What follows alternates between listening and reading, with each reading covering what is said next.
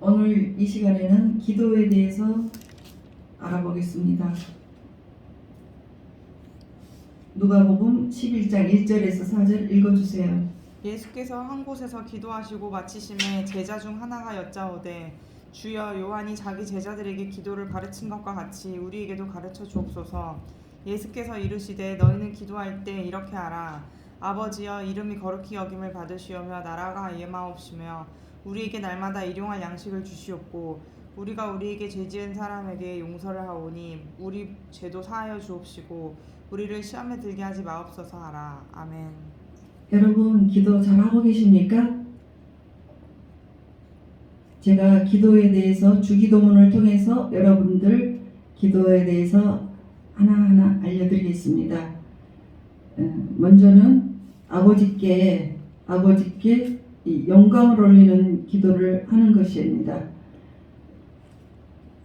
이름이 거룩히 여김을 받으시오며, 아버지 이름이 거룩히 여김을 받으시오며, 아버지의 이름을 올리는 거예요. 하나님, 제가 새롭게 사업을 시작하게 되었어요. 이 사업이 잘 될 수 있게 도와주세요. 그렇지만 이 사업이 저 혼자의 그 물질 축복이 아니고 주님 나라의 축복을 위해서 힘껏 제가 제 힘을 많이 다하고 싶습니다. 아버지 영광 받으시고 제가 잘 될 수 있도록 도와주세요. 그렇게 하시면서 여러분들이 그 주님의 일을 하게 되면 여러분들이 그 많은 물질에 어떻게 축복으로 돌아오는지 아시게 될 것입니다. 이거는 해보신 분들이 다 이구동성으로 하시는 말씀이에요. 그래서 아버지의 이름이 거룩히 여김을 받으시도록 아버지의 이름을 올려드리게 기도를 하세요. 그러면 아버지께서 영광을 받으세요. 어떻게? 아니, 똑같이 했는데 저 사람은 왜 저렇게 축복을 받지? 예수님 잘 믿어서 그렇대.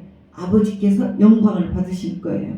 그렇게 아버지께서 영광 받는 그런 기도를 하시는 겁니다.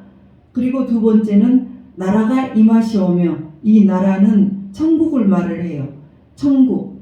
천국이라는 것은 우리가 죽어서도 가지만 살아서도 누릴 수가 있는 곳입니다.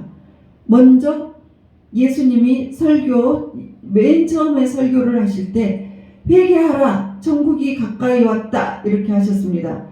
천국을 누리기 위해서 첫 번째 조건은 회개입니다. 여러분, 회개는 관문이에요. 그 회개가 통하지 않고는 천국에 들어갈 수가 없습니다. 예수님께서 부활하셔서 40일 동안 하나님 나라의 그 이야기를 하셨습니다. 그것이 무엇입니까? 천국 복음을 이야기를 하시는 거예요. 너희들 정말 천국에 오기 위해서 너희들 회개하고 천국 누려야 돼. 그러면 천국은, 살아서 누리는 천국은 무엇입니까? 로마서 14장 17절에 하나님 나라는 먹는 것과 마시는 것에 있는 것이 아니고 오직 성령 안에 있는 의와 평강과 희락이라. 의와 평강과 희락이 있습니까? 그분은 천국을 누리는 거예요. 그런데 그렇지 못할 때에는 절대 누릴 수가 없는 것입니다. 대통령이 돼도 또 재벌이 돼도 살 수가 없는 것이 하나님 나라예요. 그거는 살 수 있는 것은 오로지 회개입니다. 제가 박보영 목사님의 설교를 듣고 굉장히 감동을 받았습니다. 그분께서 이제 컴퓨터에 이런 음란 사이트 이거를 단속하기 위해서 어떻게 하다가 보니까 어떤 것이 한 가지가 눈에 싹 들어왔다고 해요. 마지막에. 그런데 깜짝 놀라서 이거 보면 안 되겠구나 하고 딱 지워버리고 바로 그날 저녁에 교회에 오셔서 예배 막 회개를 했다고 해요. 기도를 했다고 해요. 근데 기도가 나오지도 않고 회개도 모든 것이 엉망이 돼버렸어요. 상황이 이상하게 됐어요. 그리고 다음날 예배를 드려야 되는데 하나님께서 주시는 어떤 메시지, 느낌 이런 감동이 없이 예배 자리에 섰는데 그렇게 됐답니다. 그런데 어떤 마음이 딱 들었냐면 회개에 관한 마음이 들었다고 그래요. 그래서 그 자리에서 예배 드리는 사람들 앞에 고백을 했다고 합니다. 제가 이런 사람입니다 하고 고백을 했을 때 정말 부끄럽고 창피했지만 고백을 했다고 했어요. 그랬는데 그렇게 하고 무릎을 꿇었는데 이전에 느끼지 못했던 산기도 12시간씩 하면서도 느끼지 못했던 강력한 어떤 힘이 확 와서 자기에게 이렇게 탁 때렸다고 해요. 그 강한 불이죠, 그게. 그래서 아주 날아갈 뻔했다고 해요.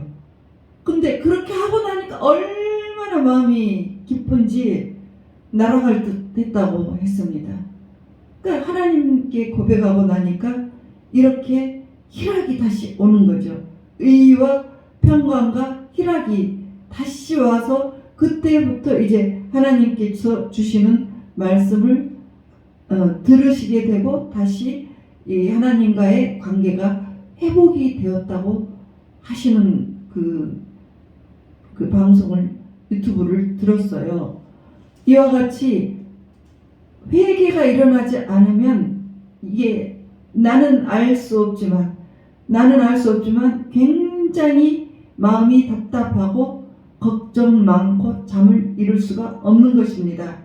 그래서 나라가 임하시 오며 이렇게 나라가 천국이 임하기 위해서는 우리가 회개를 해야 하는 것입니다.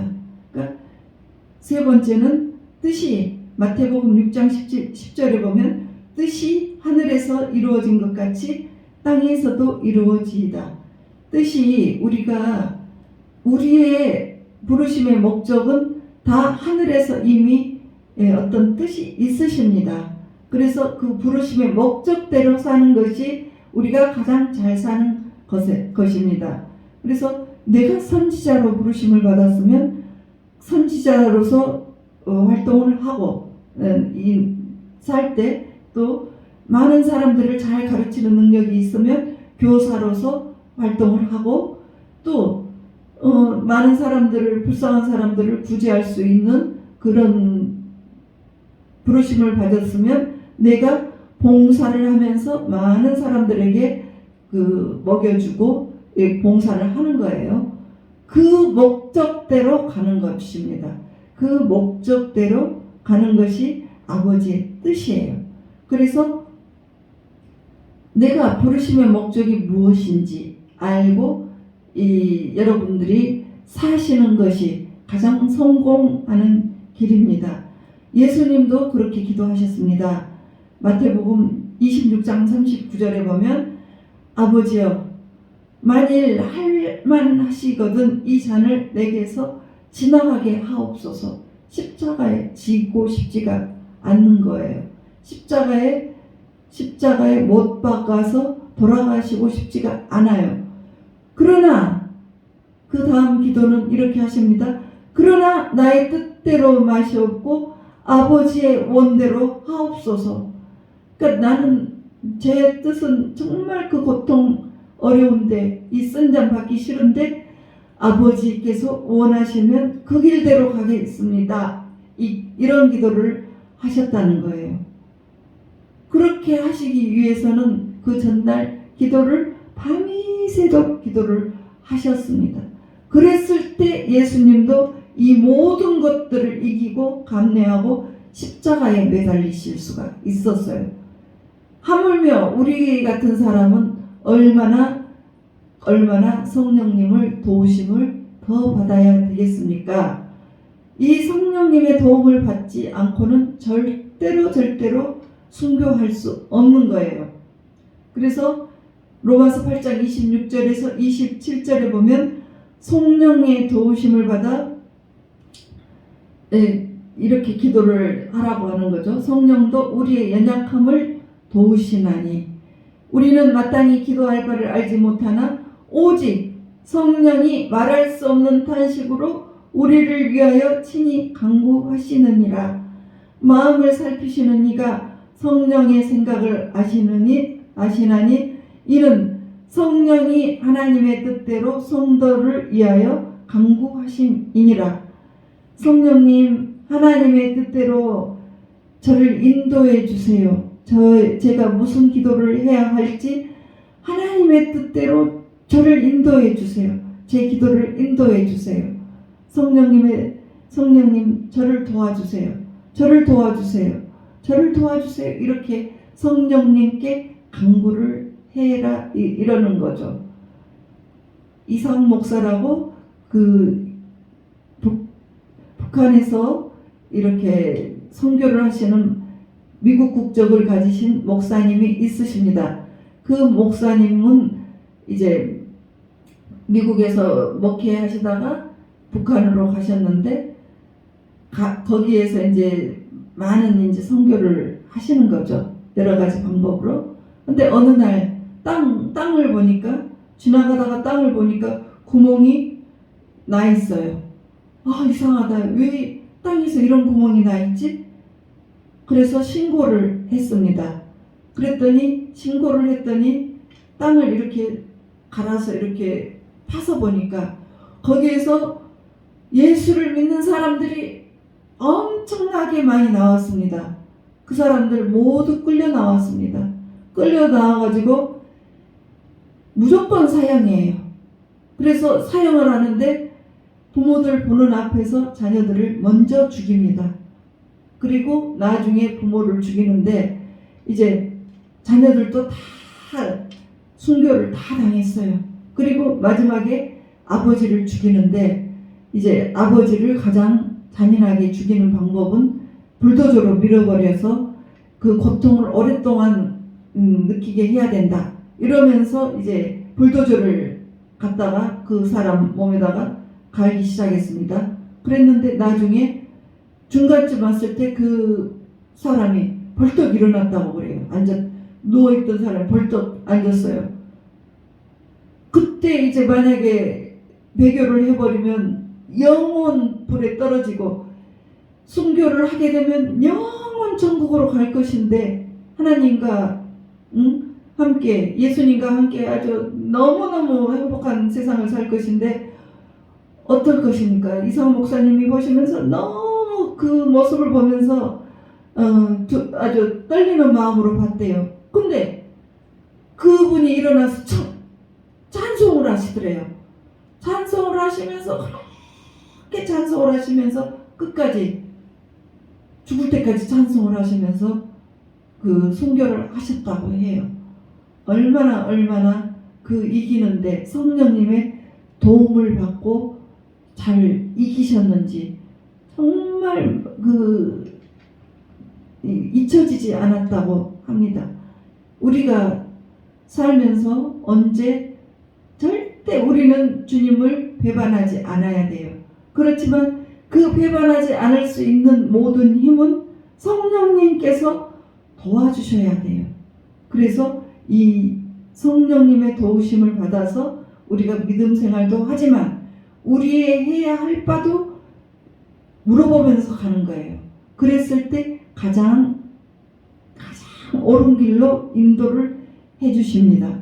그리고 네 번째, 마태복음 6장 11절에 우리에게 일용할 양식을 주옵시고 우리가 먹고 마시는 것도 구하는 것입니다. 그래서 지금부터 이제 주기도문 지금부터 네 번째부터는 우리의 필요를 위한 기도가 나와요.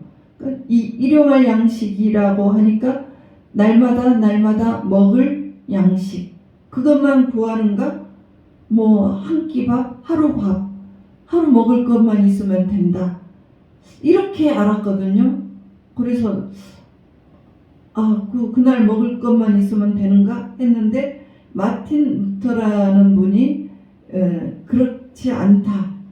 이 양식은 인간다운 삶을 살 수 있도록 그 모든 필요를 구하는 것이다.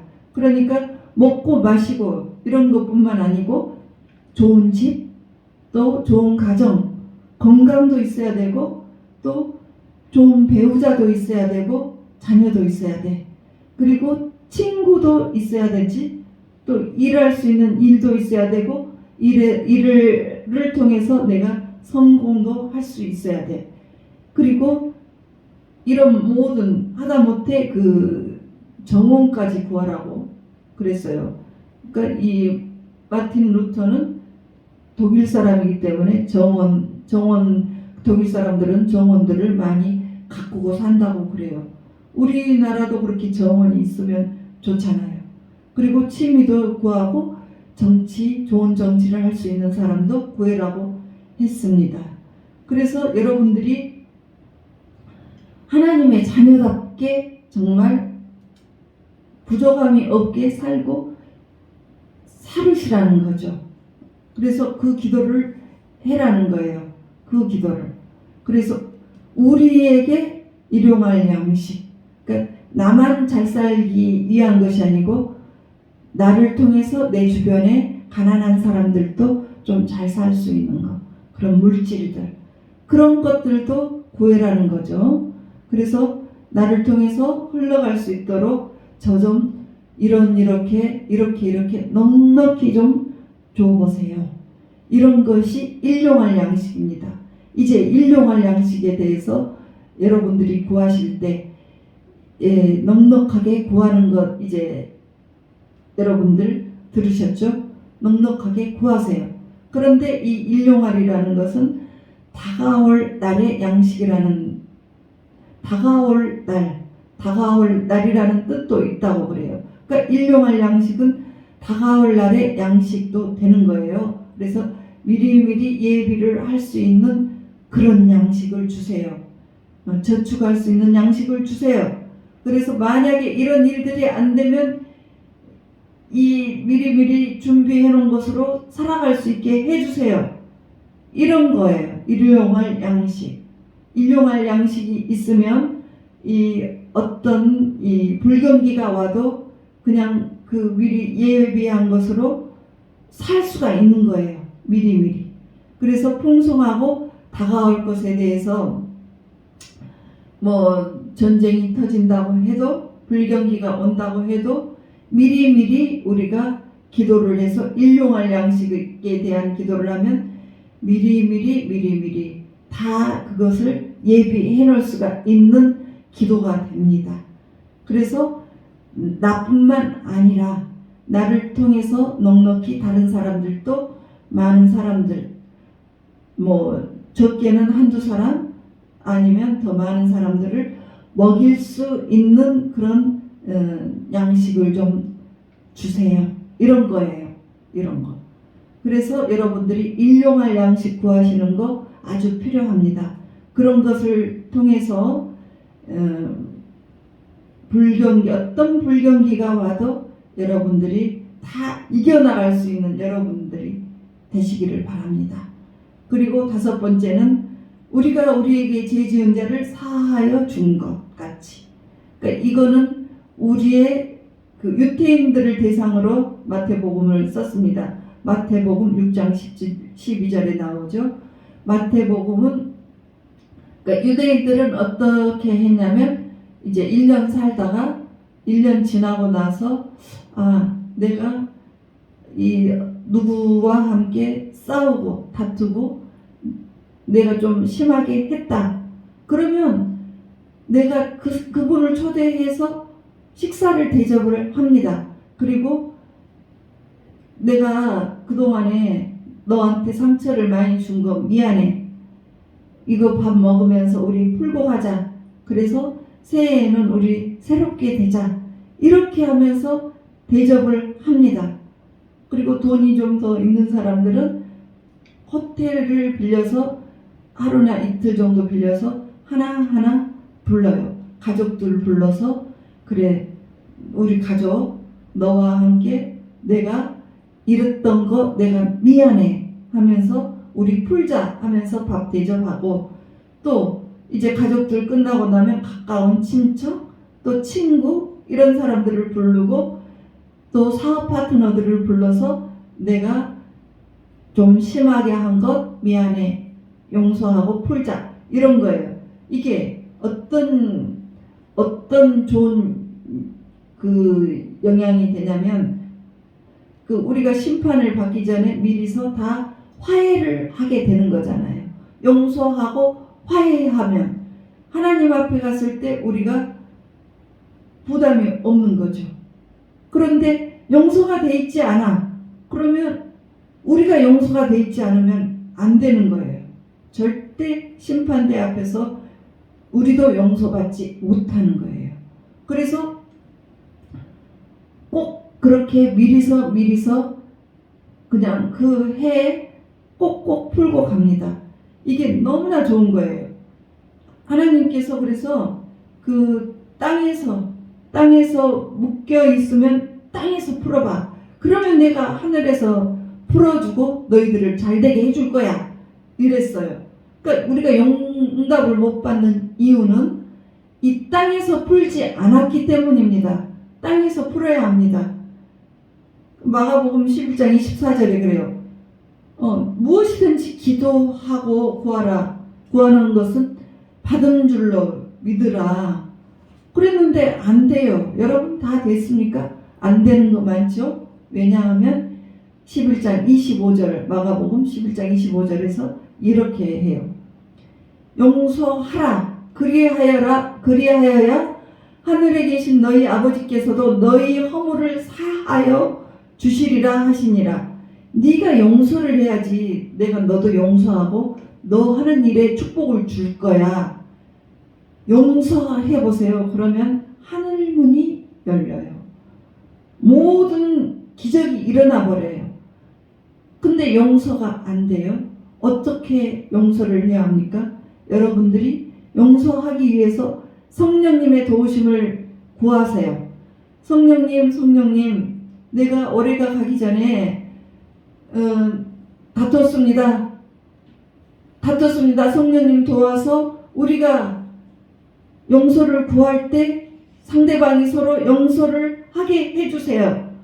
서로 용서하고 용서받게 해주세요. 이 기도를 하라는 거예요. 이거 용서가 안 되면 여러분 하는 일에 축복 별로 없습니다. 꼭 용서를 하세요. 그리고 마태복음 6장 13절 보면 우리를 시험에 들게 하지 마옵시고, 여러분 아담과 하와가 에덴에서 살았어요. 천국.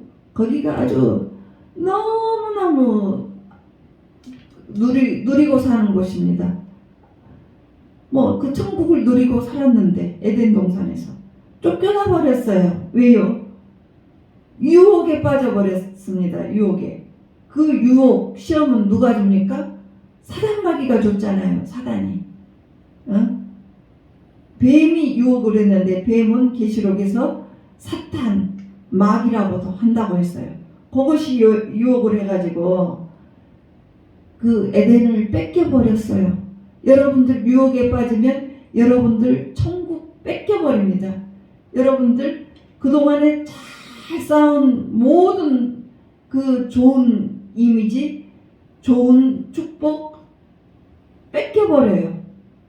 한 방으로? 사단마귀가 와서 유혹하는 거 한 방으로 뺏겨요. 어떻게 그럴 수가 있어요? 야고보서 1장 14절을 보면 시험을 받는 것은 자기 욕심에 끌려 미혹됨이니. 그러니까 내가 누구한테 시험을 받아요? 그것은 사단마귀가 우리에게 이제 축복받는 우리에게 와가지고 살살살살 구슬려. 이렇게 하면 아주 큰 돈을 줄 것처럼 축복을 받을 것처럼 유혹을 해요. 그러면 내가 욕심이 나면 그것이 한 방에 끝나는 것이 그 시험 때문에 끝나버려요. 내가 그동안에 쌓았던 명성, 부와 명성 한 방에 가요. 그러니까 주님께서 지켜주시지 않으면 우리는 항상 그럴 환경에 처해 있습니다. 그래서 시험에 빠지지 않기 위해서 이 우리를 시험에 들게 하지 마시옵고 이렇게 기도를 해야 돼요. 그러지 않으면 여러분 그냥 뭐 몇천억도 한 방에 날아갈 수가 있더라고요. 그래서 이 기도를 하고 여러분들이 영으로 다 무장이 되어 있어야 합니다. 그리고 마태복음 6장 13절에 7번째, 악에서 구하옵소서. 악이 주는 것은 고통이 있습니다. 반드시 고통을 이끌고 옵니다. 악한 사람들 옆에서 살면 다 재산도 뺏기고 두드러 맞고 그 주변의 사람들 다 망해요. 그래서 그 악한 사람들은 집어서 그 감옥에다가 격리시키잖아요. 그래서 그런 것들, 그런데 그런 사람들 말고도 내 가정 내에서 폭력을 쓰고, 아버지가 폭력을 쓰는 사람이다 그러면 아내는 우울증 생기고 자녀들은 방황을 하죠. 그리고 아버지가 바람을 피웠다 그러면 아내는 어떻게 돼요? 바람을 많이 피우고 그러면 건강이 좋지 않아요. 아내도 뭐 자궁암 걸리는 것은 대부분 그 남편 잘못이 많이 있어요. 그렇게 해서 그냥 죽어가요.